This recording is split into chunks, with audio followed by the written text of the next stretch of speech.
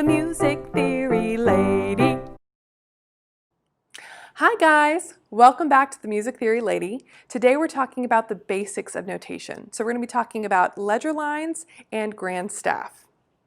When it comes to ledger lines, we're talking about short little lines that we add above and below the staff to be able to figure out what the notes are. So you can add a note really far up from treble clef or any clef and really far down below the staff.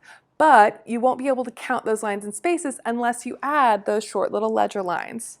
So you're still going to count these ledger lines just like you would line, space, and you're still going to go up and going alphabetical, and when you go down, you're still going to be going reverse alphabetical.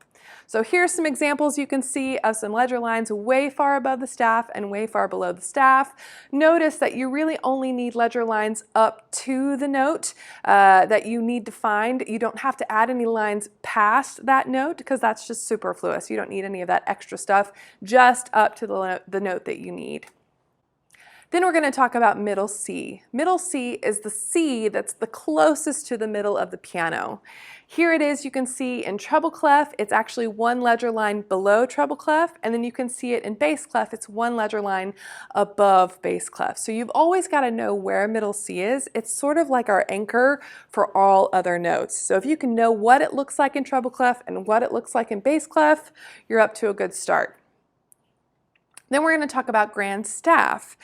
Usually when you're reading lines of staff, you're going to read one line from left to right and then another line from left to right. But if you want to read both lines of staff together, for instance, piano plays in two lines of staff with two clefs, or if you're looking at quite a few instruments being performed together, you need to be able to combine those lines of staff to be performed at the same time. So usually a grand staff is what we use to do that. You can see here I have two lines of staff already, but we need four more things to add to make it a grand staff. The first thing is a vertical line that we call a bar line. The second thing is a brace or bracket that also combines those two to be read and performed at the same time. And then you need two clefs. We typically use treble clef and bass clef. So again, we're going to come back to that question of where is middle C? Where is middle C in grand staff? Well, if you remember in treble clef, it was one ledger line below treble clef, one ledger line above bass clef. So when we look at in grand staff form, it's actually directly between treble and bass clef, sort of like in the middle. Therefore, it's middle C.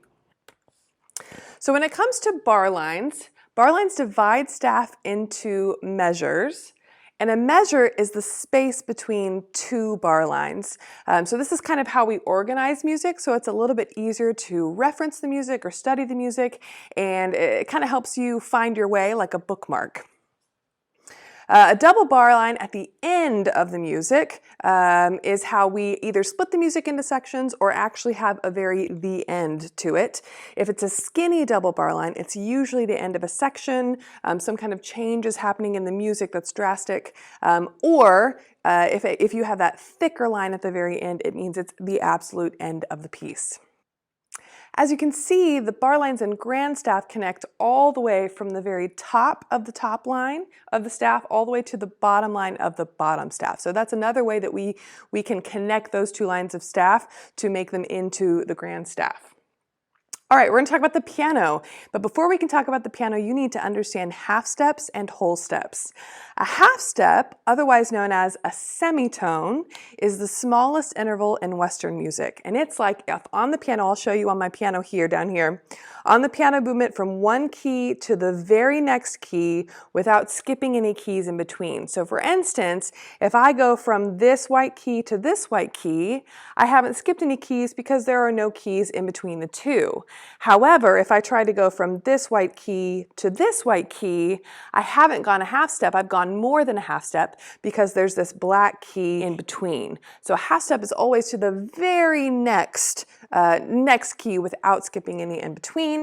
But then we talk about a whole step, and a whole step is two half steps or two semitones.